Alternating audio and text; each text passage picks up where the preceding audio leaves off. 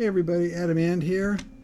I wanted to talk a little bit about advanced kill monitoring.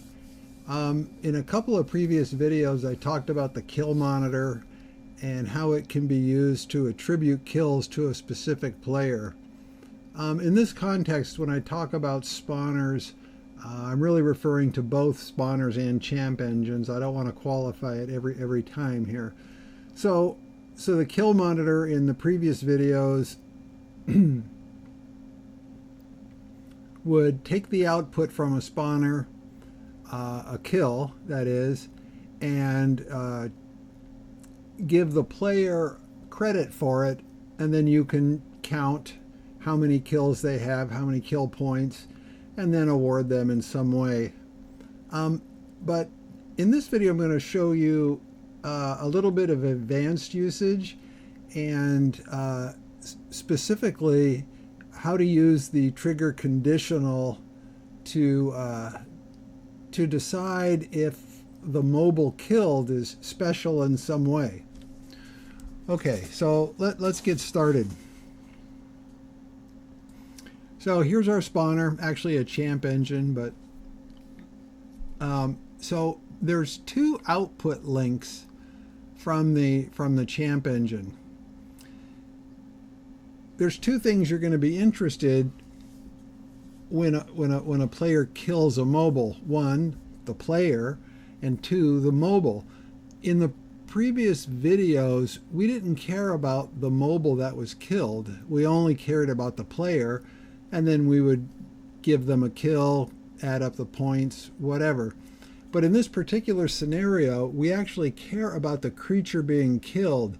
And the reason is because on our champ engines, we set a flag on the champ that says I'm the boss. So if you're familiar with champs, you can identify champs, just by their base champion. But this is a mini champ, and the mini champ doesn't actually resolve to a real champion because these are designed for 2, 3, 4 players, and you can't spawn Rictor or Barracoon here because that would be too much. So our mini champs have just a powerful mob at the end for the boss. Okay.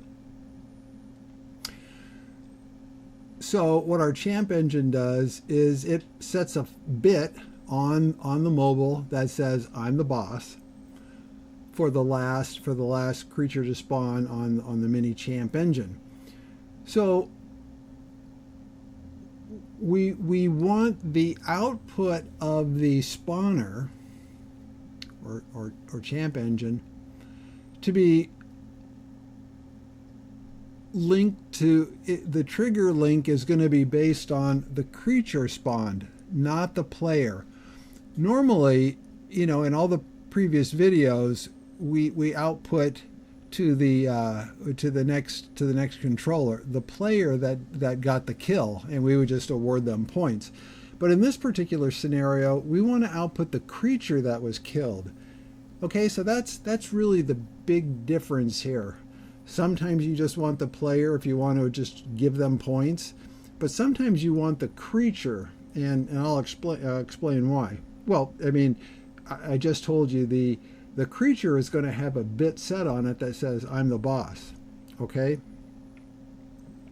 So our spawners allow you to specify one or both of the creature and or the player. Okay, so in this case, we're going to take the creature as output. So our spawner here, if you kill a creature, it's going to get sent on to the first link in our chain here, and that is a trigger conditional. The trigger conditional is it's going to check. Let's see if we can see the whole conditional. Yeah. So the condition that our conditional is looking at is where the base creature is boss equals true. Okay? So you kill a mobile on the spawner. The output of the spawner goes to the trigger conditional. The trigger conditional is going to look to see if the base creature property is boss equals true.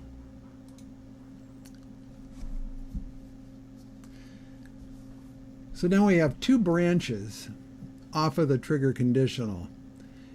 If the base creature is the boss, it goes down this true branch.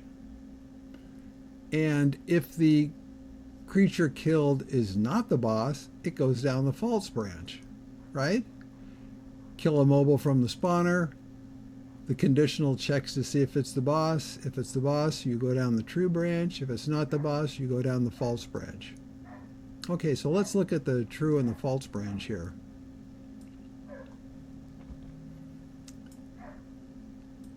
Both of the true and false branches have a trigger transformer, and I've talked about these in previous videos. Basically, what they do is transform the input to a list of output. So in this particular transform, we're going to transform the incoming mobile, which will be a creature, right? Because we're outputting creatures now. We'll take a creature and generate a list of its killers, all of the players that had a part in its death. So let's look at the other transform types just for reference. So a transform, you know, if it gets a mobile in and you set from, it's mobile out, right? Mobile in, mobile out. If the transform type is party, a player in, you get the list of party members out. In range, in bounds, in regions. If it's a mobile, not a player, then you get the control master, herder, controlled, and this is the one we're interested in today, killers. So you kill a mobile on the spawner. It goes to the trigger conditional, and it checks to see whether it's the boss or not. Whether it is or isn't, it goes to one of these trigger transformers, and in both cases, we're going to be transforming to the killers. So if I killed the mobile, the list would have me in there only, and this transforms the output from the spawner from a creature, right? A creature was output here to a player. So the transformer converts it to the player adamant, and it goes down either the true branch, it was the boss, or the false branch, it wasn't the boss. Okay? So just a pretty straightforward branch here. If it's the boss, we go down this way. If it's not the boss, we go down this way. And the first step of the branch is to convert it from a creature back to its killer. Okay, so let's see what happens after that. After we have transformed it back to a player, we then, in both cases, hit a kill monitor. This kill monitor counts up kills that aren't the boss. This kill monitor counts up the kills that are the boss. And then in both cases, we go to a kill handler and a kill handler. And then this one just sends messages to a broadcaster, and this one plays music because we won, right? We killed the boss. Okay, so it might be helpful just to run through it once. This is a mini champ. There's actually very few creatures. It's not anywhere near a full champ, so you won't have long to wait. What we're going to look for is all of the creatures that we kill that are not the champ will head down this branch. The kill handler for this branch, as described in other videos, are going to have messages at 1 kill, 5 kill, 10 kills, 20 kills, 25 kills, and 30 kills.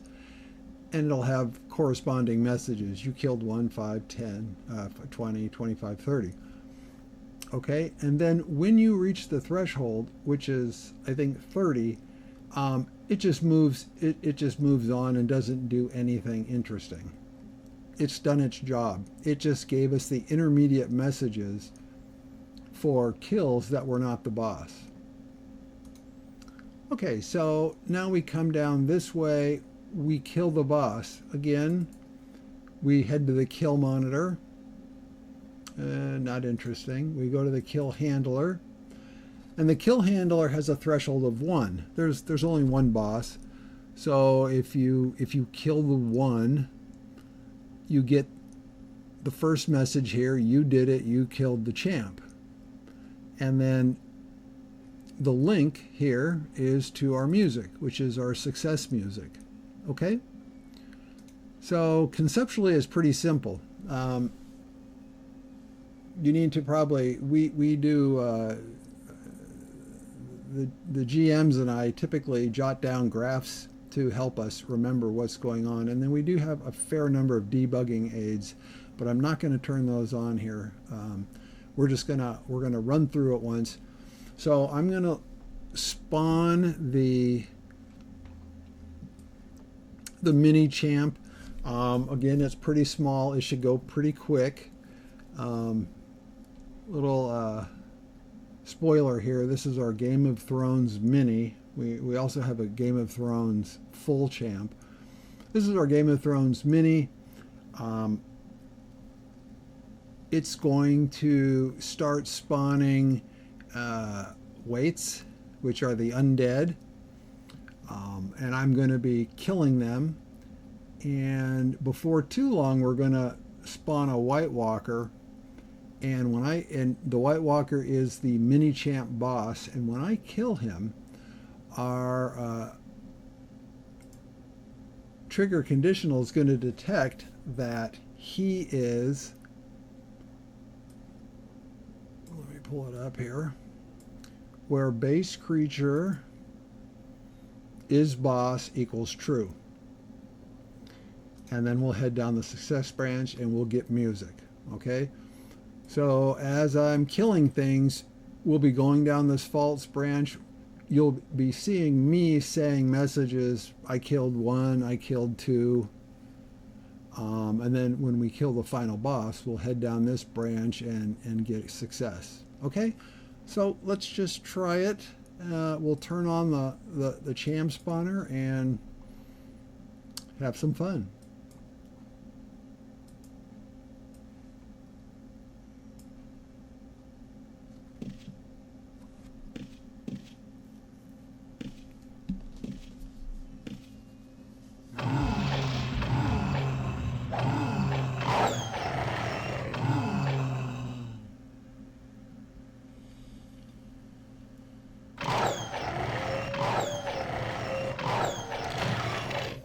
You'll notice that these skeletons and zombies have names. That's because in Game of Thrones they're actually reanimated dead, so we're keeping the names for them.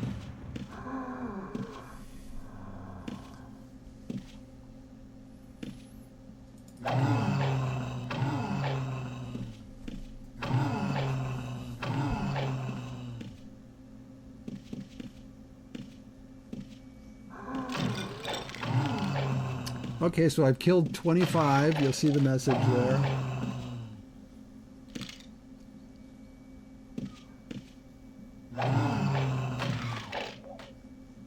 Okay, we're on level 2. There's only 3 levels, so we're not far off here.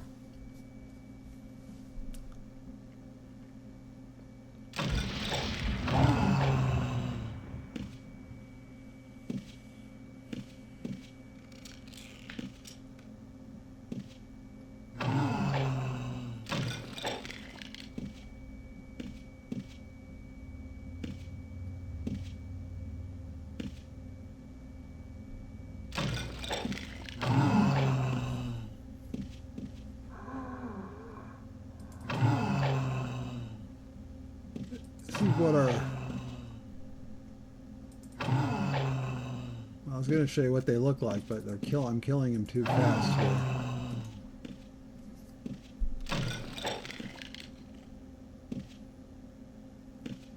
My counts were a little bit off because I set the thresholds on the first kill monitor only to go up to 30, but there's actually more than 30 creatures on the spawner, so it's wrapping around. Easy fix. Okay, there we are. He just resurrected a one of the weights. This is a resurrected weight.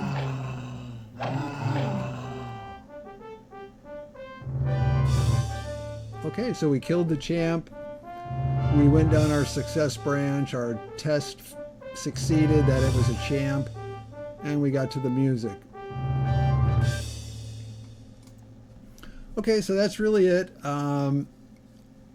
So you can use a trigger conditional and a trigger transformer to decide whether the mobile killed is important, and then transform that into the player responsible or players. It handles multiple players that had a part in the killing. So it's basically the looting rights code. So we get the looting rights, we find out all the mobiles that participated, and then each of those mobiles are passed down the chain to win, to succeed. Okay, that's really it. Have fun with it, and see you in the next video.